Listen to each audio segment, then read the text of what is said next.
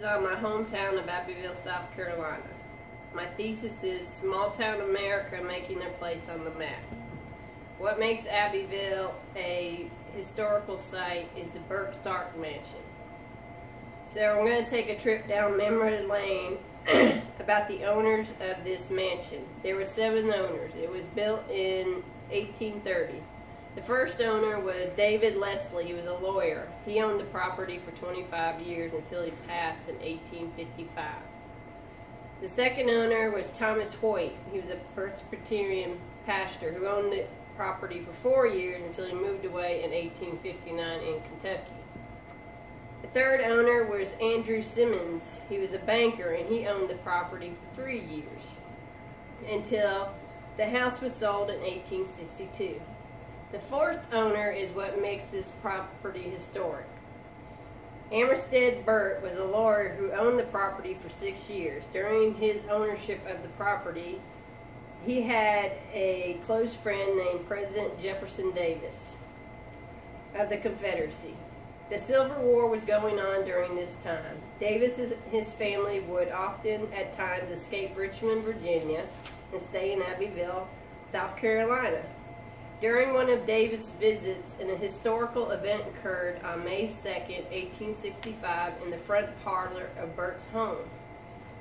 Davis met with his Secretary of War, John C. Breckinridge, and several military officers. Davis wanted to discuss continuing the Confederate fight, but others disagreed. When Davis asked them why they were still by his side then, they stated to ensure he had gotten away safely.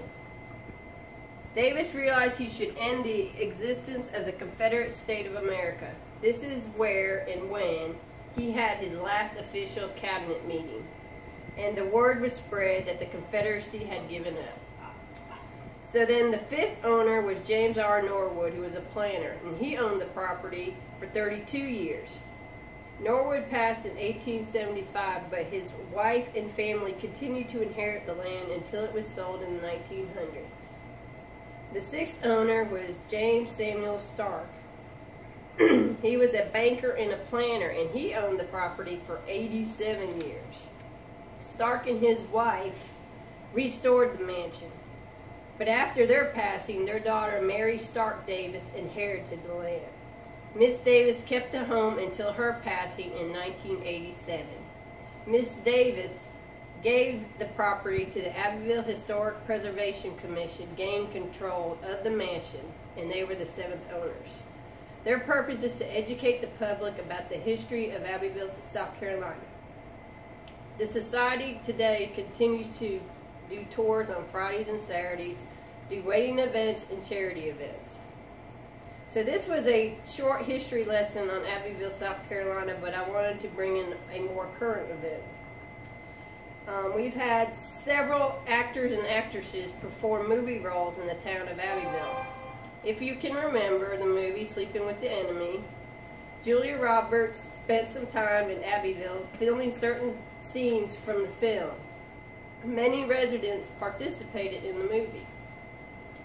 They filmed in the area of the Opera House and the Abbeville Court Square, and if you noticed in the movie, there's a parade going on, and that's where it was held at, was in the Abbeville Square. After the film, Julia Roberts didn't exactly like Abbeville. She called the town horribly racist and a living hell in a Rolling Stone magazine.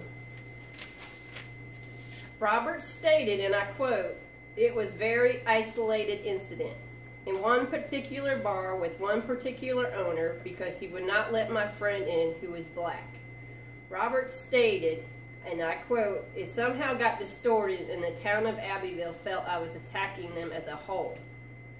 Roberts also stated, and I quote, "I was pissed off. I thought it was completely unjust that my black friend was not allowed in.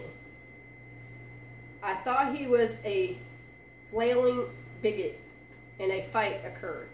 Needless to say, Abbeville residents took this personally. Abbeville residents pulled money together to take an ad out in Variety magazine that read, "Pretty woman, pretty low."